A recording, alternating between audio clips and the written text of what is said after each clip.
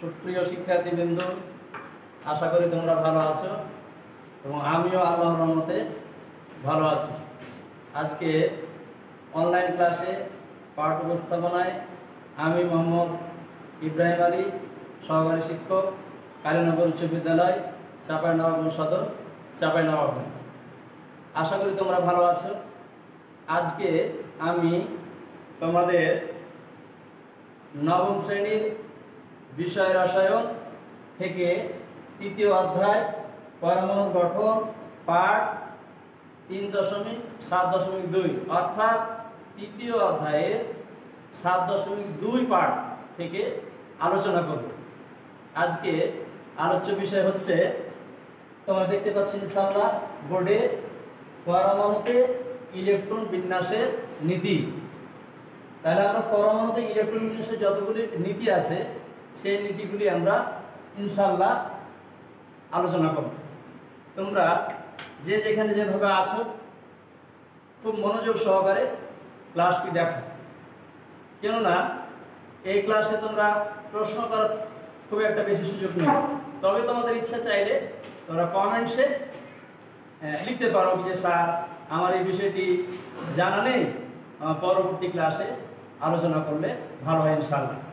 এবার দেখা যাক আমরা আলোচনা করি। পরমাণুতে ইলেকট্রন বিন্যাসের নীতি। প্রথমে আমরাকে এই যে তোমরা বোর্ডে দেখতে পাচ্ছ যে এখানে 1s 2s 3s অর্থাৎ এটাকে আমি এখানে একটা চার্ট আছে, এই চার্টটিকে আমি আবার তোমাদের কিভাবে চার্টটা তৈরি করবে সে বিষয়ে আমি একটু আলোকপাত করছি। প্রথমে তোমরা একটা শূন্য দিবে, তারপরে আরেকটি শূন্য অর্থাৎ দুটি শূন্য। বিষয়টি লক্ষ্য থাকে যেন শূন্যগুলির আয়তন যেন একই হয়। তারপরে দুটি আছে, তারপরে তিনটি সামনাসামনি হবে, তারপরে তিনটি থেকে চারটি, আবার চারটি, 1 2 3 4। তাহলে বিষয়টা আমি আবার রিপ্লাই করি। প্রথমে একটি, তারপরে দুইটি, তারপরে তিনটি, তারপরে চারটি, আবারও চারটি।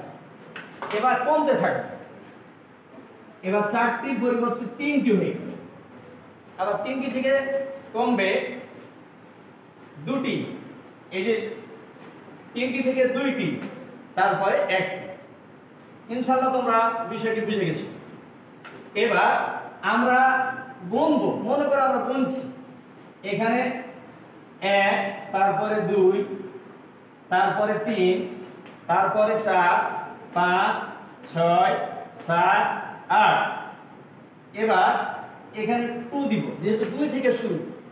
2 3 4 5 6 7, তারপরে 3 4 5 6, তারপরে 4, তারপরে 5।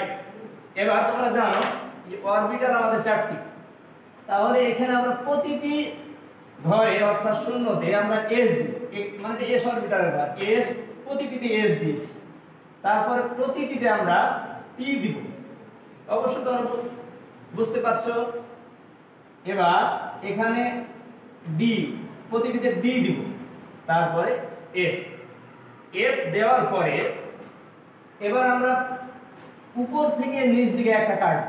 তো বিষয়টি যেন অবশ্যই সতর্কতার সহিত লক্ষ্য থাকে, আমি যে শূন্যগুলি বসাবো প্রতিটি শূন্য দূরত্ব যেন সমান থাকে এবং আয়তন বা আকৃতি যেন সমান থাকে।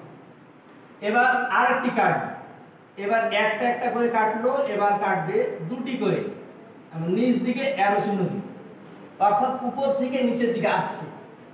এবারও দুটি কাটবে, তারপরে তিনটি, তারপরেও তিনটি, তারপরে চারটি, তারপরে দেখো তোমরা চারটি। তাহলে আমরা যদি স্টেট বরাবর আমরা শূন্যগুলো সমদূরত্বে যদি না দিই তাহলে কি দাগগুলো সমান হবে? আর বিজ্ঞানের বিষয় তো তোমাকে বুঝাতেই হবে। তাহলে আমরা এভাবে এটা কেটে নিলাম। কেটে নেওয়ার পরে তোমরা বইতে দেখতে পাবে 49 পৃষ্ঠায়, তোমাদের নবম শ্রেণীর বইয়ে এভাবে দেওয়া আছে। দেখো আগে 1s আমার বাম হাত এবং নির্দেশক কাঠি তোমরা লক্ষ্য করছো, নিশ্চয়ই তোমরা বুঝতে পারছো বিষয়টি।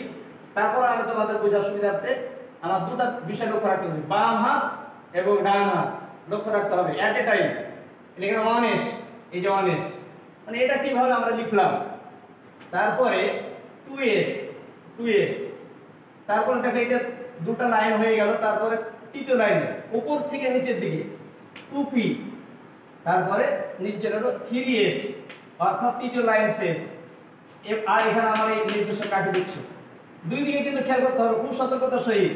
তারপর আছে 3p, এই যে এখানে 3p, উপর থেকে নিচে 4s, মানে এর চিহ্ন মানে আবার পরের লাইন, তারপরে 3d, তারপরে 4p, 5s, তারপরে 4d, 5s। এভাবে আমরা পর্যায়ক্রমে লিখব 6s, 4a, 5d, 6p, 7s, 5a, 6d, 7p, 8s। এই ধারা অনুযায়ী এখানে আমরা একটা ছক করে নিয়েছি। এখন আমাদের বিষয় হচ্ছে যে আমরা ইলেকট্রন বিন্যাসটি কিভাবে করব বিভিন্ন মোড়ে। তাহলে এখন আমরা সরাসরি ইলেকট্রন বিন্যাসে চলে যাই। তবে ইলেকট্রন বিন্যাসে যাওয়ার আগে তোমাদেরকে অবশ্যই খেয়াল রাখতে হবে একটা বিষয়, এই যে মৌলগুলির তোমাকে পারমাণবিক সংখ্যা মনে রাখতে হবে, অর্থাৎ মুখস্থ করতে হবে, অন্তত পক্ষে 1 থেকে 30 পর্যন্ত মুখস্থ করতে হবে। তারপরে তো আরো অনেক মৌল আছে, যেরকম 82 আছে লেডের। প্রয়োজনীয় মৌলগুলা ইলেকট্রন বিন্যাস পারমাণবিক সংখ্যা তোমাকে অবশ্যই মনে রাখতে হবে। পারমাণবিক সংখ্যা মুখস্থ রাখা ব্যতীত ইলেকট্রন বিন্যাসও করা যাবে না। আর আমাদের এই অধ্যায়ে আমরা কোন মৌলটি ধাতব মৌল, কোনটি অধাতব মৌল সেটাও কিন্তু বোঝা যাবে না। যেমন আমি উদাহরণস্বরূপ একটা মৌল নিয়ে আসি, ধরি আমরা সোডিয়ামের ইলেকট্রন বিন্যাস করতে চাই। তাহলে সোডিয়ামের পারমাণবিক সংখ্যা অবশ্যই মনে রাখতে হবে। এখন তোমার মাথাতে কিন্তু চলে এসেছে সোডিয়ামের পারমাণবিক সংখ্যা কত। অবশ্যই তুমি জানো যে সোডিয়ামের পারমাণবিক সংখ্যা 1। এখন সোডিয়াম মৌলটা আমরা ইলেকট্রন বিন্যাস করি। ইলেকট্রন বিন্যাস করার ক্ষেত্রে আমরা পারমাণবিক সংখ্যাকে আমরা অবশ্যই নিচে রাখি। নিচে রাখার ফলে আমরা এখানে আমরা জানি একটি বিষয় তার আগে মনে রাখতে হবে যে এস এর ইলেকট্রন ধারণ ক্ষমতা হলো 2টি, আর পি এর ইলেকট্রন ধারণ ক্ষমতা হচ্ছে 6টি, আর ডি এর ইলেকট্রন ধারণ ক্ষমতা 10টি, আর এফ এর ইলেকট্রন ধারণ ক্ষমতা 14টি। বিষয়টা তোমরা একটু 30 সেকেন্ডের মধ্যে একটু মেমোরিতে নাও। এটা কিন্তু সাথে সাথে মুখস্থ না করলে কিন্তু তোমার পার্ট বোঝার ক্ষেত্রে অসুবিধা হবে এবং আমাকেও বোঝার ক্ষেত্রে তোমার অসুবিধা হবে। তবে একটা সুবিধা যে তোমরা লাইভ ক্লাসে আছো, পরবর্তীতে ক্লাসটা কিন্তু তোমরা বারবার দেখতে পাবে। আমি আবারও বলি, এস এর ইলেকট্রন ধারণ ক্ষমতা 2টি, পি এর 6টি, ডি এর 10টি এবং এফ এর 14টি। এই বিষয়টা তোমাকে অবশ্যই নোট রাখতে হবে। এবার আমরা এখানে সে অনুযায়ী আমরা ইলেকট্রনগুলো পাওয়া, এস এর 2টি, এখানে এস এর 2টি, পি এর 6টি, এস এর 2টি, পি এর 6টি, এস এর 2টি, ডি এর 10টি, পি এর 6টি ইলেকট্রন ধারণ ক্ষমতা, এস এর 2টি, পি এর 6টি, আবার পি এর 6টি। এবার এস এর 2টি, এফ এর 14টি, ডি এর 10টি, পি এর 6টি, এস এর 2টি, এফ এর 14টি, এন্ড ডি এর 10টি, পি এর 6টি এবং এস এর 2টি। তাহলে এটা যদি আমাদের মুখস্থ থাকে যদি, তাহলে আমরা এখানে অবশ্যই পাওয়ারগুলি বসাবো। এই বিষয়টি আমরা আগে কণ্ঠস্থ বা মেমোরিতে আনতে হবে। এবার একটা মজার বিষয়, আমরা অতি শর্টকাটে 2-3 মিনিটের মধ্যে আমরা 2-3টা মডেল ইলেকট্রন বিন্যাস করতে পারি। তাহলে একটু বিষয়টা মনে রাখা হলো, এখানে অরবিটালগুলির ইলেকট্রন ধারণ ক্ষমতা যতটি যা, এখানে আমরা তার উপরে তত পাওয়ার বসিয়ে দিয়েছি। এবার আমরা আসি সোডিয়ামের নাইট্রিয়াম অবশ্যই জানো এবং তার পারমাণবিক সংখ্যা 1।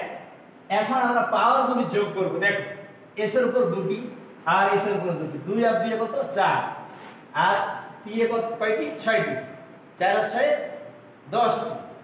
এবার 3s স্কয়ার, অর্থাৎ এখানে 2টি যদি নিয়ে নিছি তাহলে যে 12, কিন্তু আমরা 12 নিতে পারবো। তখন আমরা এখানে এই পর্যন্ত দরকার, এখানে এসি স্কয়ার আছে এই পর্যন্ত আমাদের দরকার, আমি বোঝানোর খাতিরে দাগ দিছি এবং এখান থেকে আমরা কপি করে এখানে বসিয়ে দিই। দেখো আমরা লিখছি 1s square 2s square 2p6 এবার 3s স্কয়ার বসিয়ে দিই। কিন্তু 12 হয়ে গেল, আমাদের 11 দরকার, তখন আমরা স্কয়ার না নিয়ে এখানে 1। দেখো তো তোমরা পাওয়ারগুলি যোগ করো তো 11 মিলছে কিনা। 2 আর 2 এ 4 আর 6 এ 10 আর 1 এ 11, তাহলে 11 হয়ে গেল। তাহলে আমাদের শক্তি স্তর কয়টি ব্যবহৃত হয়েছে? 3টি। 1s মানে প্রথম শক্তি স্তর, 2s স্কয়ার 2p6 এটা মানে দ্বিতীয় শক্তি স্তর, আর এটি হচ্ছে তৃতীয় শক্তি স্তর। আমি তোমাদেরকে একটি চার্ট দেখাবো ইনশাআল্লাহ, আমার বোর্ডের সাথে তোমরা মিলিয়ে নেবে। দেখো তো সোডিয়ামের ইলেকট্রন বিন্যাসটি আমার এখানে আছে কিনা। 1s square 2s square 2p6 3s square আছে, নিশ্চয়ই বুঝতে পারছো তোমরা। এবার এভাবে আমরা একটা ইলেকট্রন বিন্যাস করতে পারলাম। আমরা সোডিয়ামের ইলেকট্রন বিন্যাস অবশ্যই বুঝেছি, তাই আমরা এভাবে করব। আবার তোমাদের বন্ধন জোড় ইলেকট্রন আর মুক্ত জোড় ইলেকট্রন নির্ণয়ের ক্ষেত্রে অর্থাৎ পরবর্তী অধ্যায়ে আবার তোমাদের এভাবে ইলেকট্রন বিন্যাস দেখানোর বিষয় আছে। তাহলে আমরা এখানে সোডিয়াম আছে, এখানে সোডিয়াম বসাতে পারি প্রথম বৃত্তের মধ্যে, বা প্লাস চিহ্ন দিতে পারি, অথবা এটাকে আমরা কালাও করে দিতে পারি। এখানে যে 11টা ইলেকট্রন আছে, দেখো প্রথম শক্তি স্তর আছে 2টি, তারপরে দ্বিতীয় শক্তি স্তরে 2 আর 2 এ 4 আর 2 এ 6 আর 2 এ 8, আর শেষ শক্তি স্তরে ইলেকট্রন এই যে স্টার চিহ্ন দিয়ে বুঝিয়েছি, অর্থাৎ শেষ শক্তি স্তরে ইলেকট্রন আছে 3টি। আমরা এখান থেকে দেখতে পাচ্ছি না শেষ শক্তি স্তর আছে ইলেকট্রন 3টি, তাহলে আমরা এটা অঙ্ক সংখ্যা দিয়ে যদি বুঝাই, প্রথম শক্তি স্তরে 2টি, দ্বিতীয় শক্তি স্তরে 8টি, আর শেষ শক্তি স্তরে ইলেকট্রন সংখ্যা আছে 1টি। তোমরা নিশ্চয়ই জানো কোন মোলে ইলেকট্রন বিন্যাসে, এটা আমরা এখন জায়গার খাতিরে লিখে দিলাম, অবশ্যই তোমাদের এটা স্মরণে চলে আসছে। আমরা এবার জানবো ধাতব মৌল। ধাতব মৌলগুলি শেষ শক্তি স্তরে যদি 1 2 বা 3টি, এখন আমরা কিভাবে চিনবো এই যে মৌলটি ধাতব মৌল না অধাতব মৌল? কোন মৌলের ইলেকট্রন বিন্যাস করার পরে যদি শেষ শক্তি স্তরে 1টি অথবা 2টি অথবা 3টি ইলেকট্রন থাকে, তাহলে আমরা একদম ক্লিয়ার ধারণা করে নিব যে আমাদের মৌলটি এই সোডিয়াম পরমাণুটি হচ্ছে কি, এটা একটা ধাতব মৌল। অর্থাৎ আরেকটা বিষয় চিনার আছে, ধাতব মৌল উচ্চারণের ক্ষেত্রে সাধারণত আম আসে, আম থেকে আমরা জানতে পারলাম যে এটা সোডিয়ামটা ধাতব পরমাণু আর ধাতব মৌল, আর 1 2 3 থাকলে আমরা বুঝবো এটা ধাতব মৌল। এখানে একটা ইলেকট্রন থাকলে একটি ইলেকট্রন ছেড়ে দিবে, দুটি থাকলে দুটি ছাড়বে, তিনটি থাকলে তিনটি ছাড়বে, এবং ছেড়ে দিয়ে তারা নিকটতম নিষ্ক্রিয় মৌলের ইলেকট্রন বিন্যাস অর্জন করবে। তাহলে ধাতব পরমাণুগুলো কি করবে? ইলেকট্রন ছাড়বে। তাহলে ইলেকট্রন যদি ছাড়ে, একটি ছাড়লে তাদের যোজনী হবে 1, দুটি ইলেকট্রন যদি থাকে তাহলে দুটাই ছেড়ে দিবে, তাদের যোজনী হবে 2, আর 3টি ইলেকট্রন থাকলে তারা 3টা ছেড়ে দিবে, তাদের যোজনী হবে 3। তাহলে এখানে সোডিয়ামের শেষ শক্তি স্তরে ইলেকট্রন কয়টি আছে? অবশ্যই 1টি ইলেকট্রন সোডিয়াম ছেড়ে দিবে। তাহলে সোডিয়ামের যোজনী হয়ে গেল 1। তোমরা আমরা দেখিয়েছি যে সোডিয়ামের যোজনী 1। অবশ্যই খেয়াল করো আমার হাতের দিকে, নিশ্চয়ই বুঝি যে সোডিয়াম। তাহলে আমরা একটা সিদ্ধান্ত আসি, সোডিয়ামের আমরা ইলেকট্রন বিন্যাস করতে পারলাম, আর সোডিয়াম মৌলটা ধাতু না অধাতু এটা আমরা নির্ণয় করতে পেরেছি। অবশ্যই 1 2 3 থাকলে সেটা ধাতব মৌল, এবং সোডিয়ামের শেষ শক্তি স্তরে 1টি ইলেকট্রন ছিল, 1টি আমরা দেখিয়েছি। আমরা হাতের দিকে লক্ষ্য করো, তাহলে সোডিয়াম 1টি ইলেকট্রন ছেড়েছে, অর্থাৎ সোডিয়াম হচ্ছে ধাতব মৌল। তাহলে দুটো বিষয় আমাদের ক্লিয়ার হয়ে গেছে, একটি সোডিয়াম ইলেকট্রন বিন্যাস আর সোডিয়াম ধাতব মৌল। এবার আসি আমরা সোডিয়ামে 1টি ইলেকট্রন ছেড়ে দিলে কয়টি ইলেকট্রন থাকে? 10টি। তাহলে সোডিয়াম কোন নিকটতম নিষ্ক্রিয় মৌলের ইলেকট্রন বিন্যাস অর্জন করছে? তাহলে তোমরা 6টি নিষ্ক্রিয় মৌল আছে, হিলিয়াম, নিয়ন, আর্গন, ক্রিপ্টন, জেনন, রেডন। তাহলে নিয়নের ইলেকট্রন বিন্যাস, অর্থাৎ সোডিয়াম আসছে নিয়নের ইলেকট্রন বিন্যাস অর্জন করছে। এবার আমরা উদাহরণস্বরূপ আরেকটি মৌলে চলে যাই। এবার অনুরূপভাবে এটাকে আমরা না লিখে আমরা মনে করো এই যে অ্যালুমিনিয়ামের ইলেকট্রন বিন্যাস আমরা করতে চাই। অ্যালুমিনিয়াম, এটা তোমাকে আগেই বলেছি অ্যালুমিনিয়ামের পারমাণু সংখ্যা কত? অ্যালুমিনিয়ামের পারমাণু সংখ্যা 11। 11 পর্যন্ত আমরা পাওয়ার গণি যদি এখান থেকে 2 আর 2 4 আর 6 10 আর 2 12 আর এখানে 1 দরকার, অর্থাৎ আমাদের এই পর্যন্ত দরকার। আমরা যেটাকে আমরা খসড়া বলি বা গ্রাফ বলি। তোমরা যখন পরীক্ষাতে ইলেকট্রন বিন্যাস করবে, যদি দ্বিধা সংকোচে পড়ে যাও তাহলে এই খসড়াটা তোমরা আগে করে নিতে হবে। তবে একটা মজার বিষয় তোমাদের মনে পড়বে যে স্যার এটা আমরা কিভাবে মনে রাখছি। তাহলে আসি আমরা অ্যালুমিনিয়ামের ইলেকট্রন বিন্যাস করার আগে মানে কি মনে মনে প্রশ্ন করছো কি যে স্যার আমাদের এটা তো মনে থাকবে না, এই চার্ট করতে পারবো না, সেই ক্ষেত্রে আমরা কি করব? তো তোমরা সহজে একটা শর্ট টেকনিক আমি একটু বলি। এখানে এস এস পি এটা একটু মুখস্থ রাখতে হবে বা মেমোরিতে রাখতে হবে। দেখো তো এস এস পি আসছে, এবার এই পিটাকে এই তিনটার মধ্যে আবার বসিয়ে দাও। এখানে একটু কমা দিয়ে তোমাকে আলাদা করে বুঝাই এস পি এস। তাহলে এটাকে যদি আমরা লক্ষ্য করি তাহলে এই পিটা মধ্যখানে ঢুকে যাবে। এবার আসবো ডবল ডিপিএস, একটু আলাদা করছি কমা দিয়ে, আসলে কমা দেওয়ার বিষয় না। ডিপিএস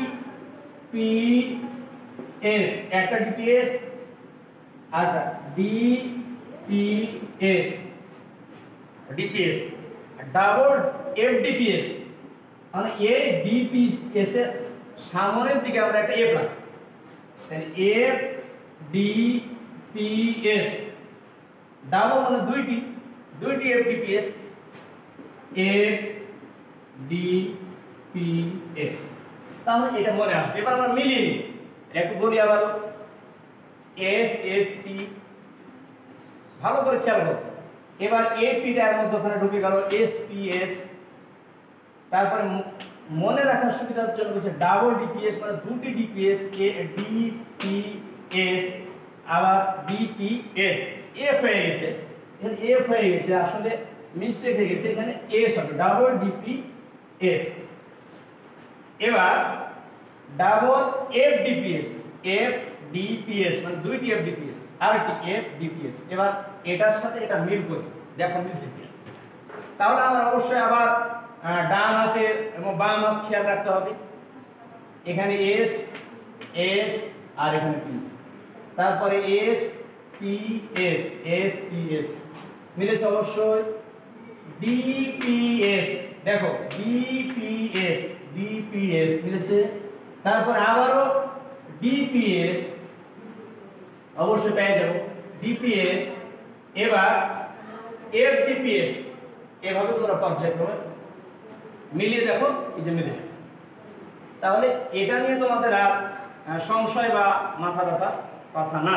এবার আমরা পরবর্তী নেক্সট উদাহরণে চলে আসি।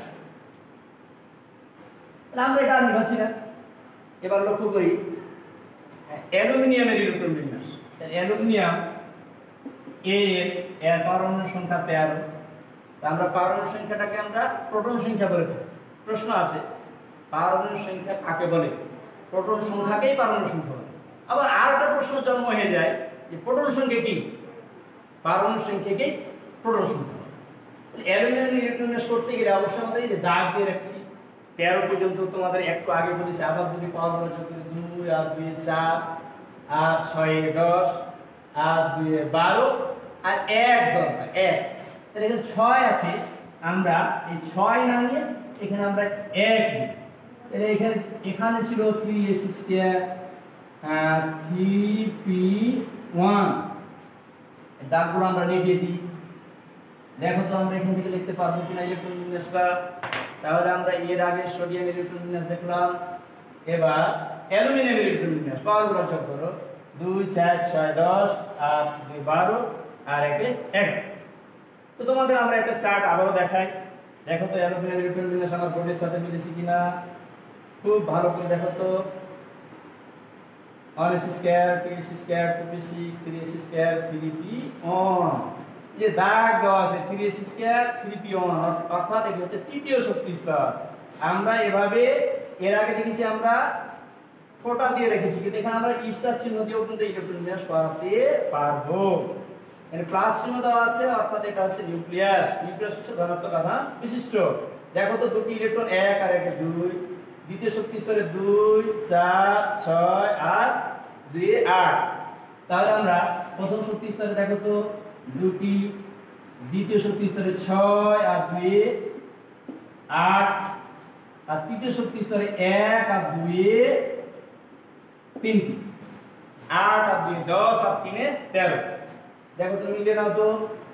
আমরা একটা এখন আরেকটি প্রশ্নের সৃষ্টি হয়ে গেল, এই যে অণু মোলের ইলেকট্রন বিন্যাসের সর্বশেষ শক্তি স্তরে যদি 1 2 3টি ইলেকট্রন থাকে তাহলে সেটা ধাতু।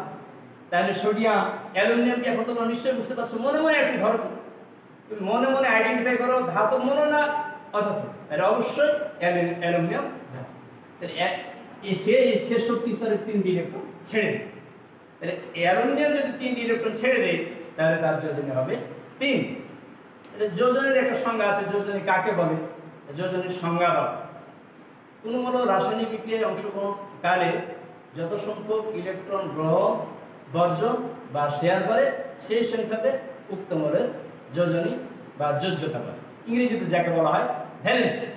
তাহলে আমরা এখানে নিশ্চিত হতে পারলাম অ্যালুমিনিয়ামের যোজনী 3।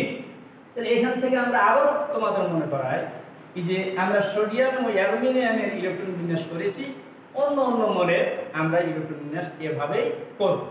তবে একটি বিষয় মনে রাখতে হবে, কিছু ব্যতিক্রম আছে। একটি লাইভ ক্লাসে কিন্তু সবগুলো বিষয় সম্ভব না, আমরা পরবর্তী ক্লাসে সেটা দেখব। তার আগে আমরা আরো কিছু উদাহরণে যাই। তাহলে অ্যালুমিনিয়াম 3টি ইলেকট্রন ছেড়ে দিল, একটি প্রশ্ন চলে আসে, অ্যালুমিনিয়ামের সর্বশেষ কোন নিকটতম নিষ্ক্রিয় মোলের ইলেকট্রন বিন্যাস অর্জন করছে? অ্যালুমিনিয়াম অবশ্যই দেখো 2 আর 8 10। কোন নিষ্ক্রিয় মোলের পারমাণবিক সংখ্যা 10? তোমরা জানো নিয়নের, হিলিয়াম নিয়ন 2 নম্বর আছে, নিয়নের পারমাণবিক সংখ্যা 10। আর অ্যালুমিনিয়াম 3টি ইলেকট্রন ছেড়ে দিয়ে তারপরে তার ইলেকট্রন অবশিষ্ট থাকে 10টি। তাহলে অ্যালুমিনিয়াম নিয়নের নিকটতম নিষ্ক্রিয় মূল নিয়নের ইলেকট্রন বিন্যাস অর্জন করেছে। এবার আমরা আরো উদাহরণে যাই। এবার আমরা তোমাদের মনে প্রশ্ন যে স্যার আপনি তো দুটি ধাতব মৌল দেখেন, একটি অধাতব মৌলগুলা ইলেকট্রন বিন্যাস দেখায়। খুব পরিচিত মৌল তোমাদের ক্লোরিন 17 নম্বর গ্রুপে। স্যার ক্লোরিনের পারমাণবিক সংখ্যা তো মুখস্থ নাই স্যার, কি করব? আরে বাবা, তোমাকে তো আমরা আগেই বলেছি যে তোমাকে ক্লোরিনের পারমাণবিক সংখ্যা মৌলগুলি মুখস্থ রাখতে হবে। তাহলে ক্লোরিনের পারমাণবিক সংখ্যা 17। তাহলে আমরা এখন ক্লোরিনের ইলেকট্রন বিন্যাসে চলে যাই। কিন্তু আমরা এই পর্যন্ত আমরা নিয়েছিলাম কার ক্ষেত্রে? অ্যালুমিনিয়ামের ক্ষেত্রে। এখানে পাওয়ার 6 থাকবে অটোমেটিক্যালি। এখন ক্লোরিনের 17 পারমাণবিক সংখ্যা, 17 পারমাণবিক সংখ্যাকে আমরা এবার গুনব। 2 4 10 আর 6 12, আর এখানে আর 5 নিতে হবে। এখানে দেখো তো তোমরা বন্ধুরা, তাহলে 2 আর 2 4 আর 6 10 আর 2 12, আর কত দরকার? আর 5 দরকার, কিন্তু আছে 6। এই পর্যন্ত আমাদের দরকার। 6 নিলে আমাদের 18 হয়ে যায়। 18 পরে আমরা নিব 5। এবার আমরা এখান থেকে কপি করে বিষয়টি বসাই। তাই এখানে আর না নিবিয়ে এখানে 5 নিয়ে নিলাম। এবার লক্ষ্য করো আগের মতোই এই যে ক্লোরিনের পারমাণবিক সংখ্যা 17 হচ্ছে কিনা। 2 আর 2 4 আর 6 10 আর 2 12 আর 5 17। তাহলে ক্লোরিনের ইলেকট্রন বিন্যাসটা তোমরা অবশ্যই দেখাই। এবার দেখো আমার হাতে একটি চার্ট, বোর্ডে লেখা, খুব ভালো বুঝতে পারছো না, এই জন্য তোমাদের বোঝার জন্য একটু দেখো তো ক্লোরিনের ইলেকট্রন বিন্যাসটি যে এখান দিয়ে লেখা আছে, অবশ্যই এখানে তোমরা অবশ্যই স্পষ্ট করে দেখতে পাচ্ছ। এখন আমরা একটু দ্রুত চলে যাই। এই যে ক্লোরিনের প্রথম শক্তি স্তরে ইলেকট্রন আছে অবশ্যই 2টি, দ্বিতীয় 2 আর 2 মানে তৃতীয় শক্তি স্তরে ইলেকট্রন আছে 8টি, এবং তৃতীয় শক্তি স্তরে ইলেকট্রন আছে কতটি? 7। এখন মজার বিষয়, স্যার আপনি বলেছিলেন 1 2 3 থাকলে ধাতু, এখন 7 কি করব? কোন মোলে শেষ শক্তি ইলেকট্রন বিন্যাসে সর্বশেষ ইলেকট্রন বিন্যাস করার পরে, কোন মোলের ইলেকট্রন বিন্যাস করার পরে সর্বশেষ প্রধান শক্তি স্তরে যদি 5 6 অথবা 7টি ইলেকট্রন থাকে তাহলে তারা অষ্টক পূর্ণ করার জন্য ইলেকট্রন গ্রহণ করে। এবং ইলেকট্রন যখন গ্রহণ করবে, কোন মৌল যখন ইলেকট্রন গ্রহণ করবে তখন সেটা হয়ে যায় অধাতব। অধাতব মৌলের ধাতব মৌলের ক্ষেত্রে ইলেকট্রন শেষ শক্তি স্তর থেকে 5, 6, 7 কয়টি থাকবে? তাহলে আমরা এখানে নির্ণয় করতে পারবো অধাতব মৌলের ক্ষেত্রে শেষ শক্তি স্তরে সর্বশেষ প্রধান শক্তি স্তরে 5টি, 6টি অথবা 7টি ইলেকট্রন। বিষয়গুলো কিন্তু খুব খেয়াল করো। এখন লাইট ক্লাস দেখতে দেখতে কিন্তু অমনোযোগী হলে চলবে না। আমি বারবার বলছি একটার সাথে আরেকটা রিলেটেড। এখন আমরা ক্লোরিনের সর্বশেষ প্রধান শক্তি স্তরে কয়টি ইলেকট্রন পেলাম? 7টি। তো 7টি ইলেকট্রন থাকলে তারা একটি গ্রহণ করবে, অষ্টক পূর্ণ করবে। সকল মৌল কিন্তু অষ্টক পূর্ণ করবে। ইলেকট্রন কেউ গ্রহণ করবে অথবা কেউ বর্জন করবে। ধাতব মৌলগুলা ইলেকট্রন বর্জন করবে আর অধাতব মৌলগুলা কি করবে? ইলেকট্রন গ্রহণ করবে। কেউ গ্রহণ করবে, কেউ বর্জন করবে এবং সবাই কিন্তু অষ্টক পূর্ণ করবে। তাহলে ফ্লোরিনের শেষ শক্তি স্তরে 7টি ইলেকট্রন আছে। অষ্টক পূর্ণ করার জন্য তার কয়টি ইলেকট্রন দরকার?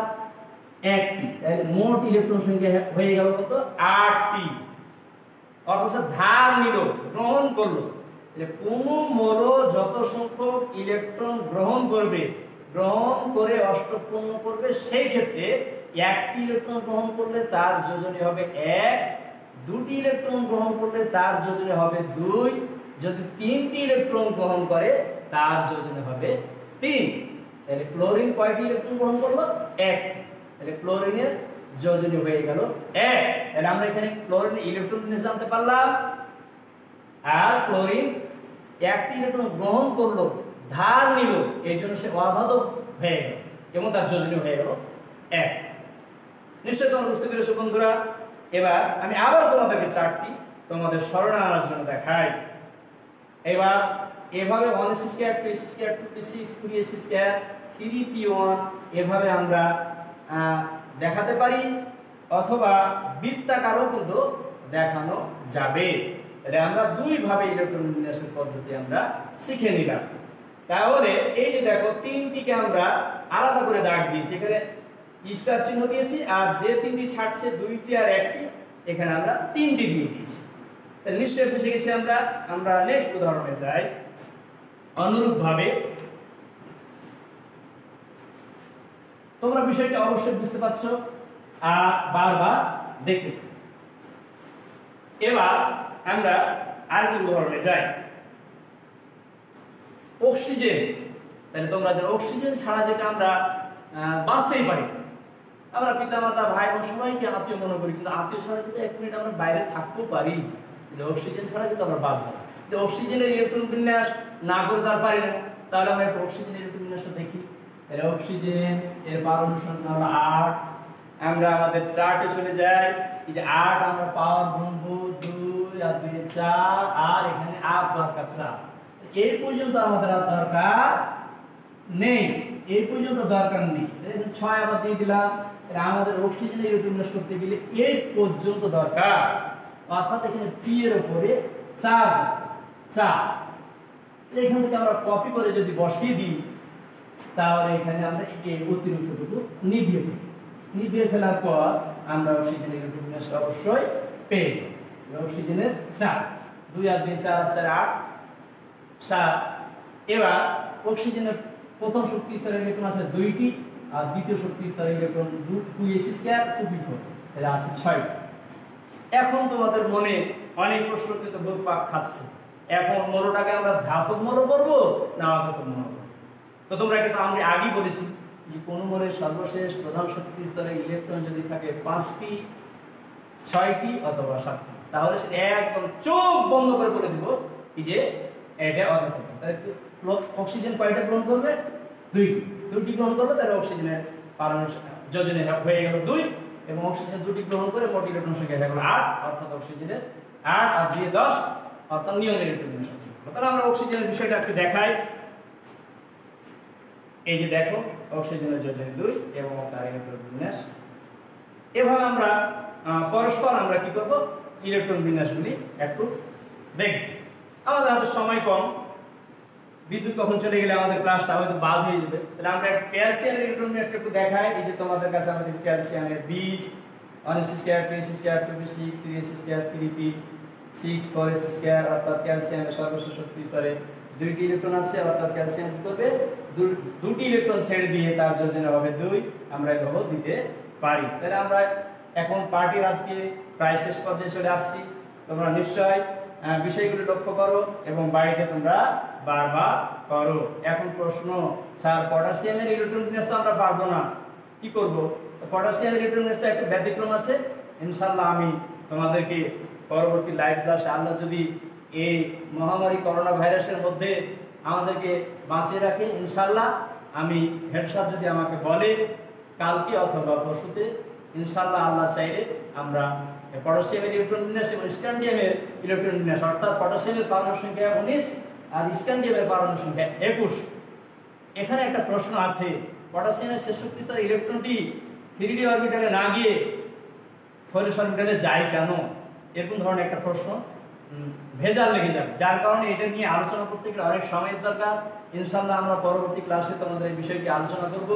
আর তোমরা সুস্থ থাকো, ভালো থাকো, শুধু ক্লাস দেখলেই হবে না, বাড়িতে একটু ভালোভাবে পড়ালেখা করো, বাইরে ঘোরাফেরা করিও না, যেহেতু আগে জীবন বাঁচলে শিক্ষা, তারপরে শিক্ষা। তা আমার ঘরে আমার স্কুল, আমরা এই প্রতিপাদ্যের উপরে কালীনগর উচ্চ বিদ্যালয়ের পক্ষ থেকে, আমার পক্ষ থেকে আমি তোমাদেরকে আবারও সাধুবাদ জানাই এবং বিদায় নিচ্ছি। আশা করি তোমরা ভালো থাকবে, ভালো থাকো। ধন্যবাদ। ঠিক আছে, ধন্যবাদ।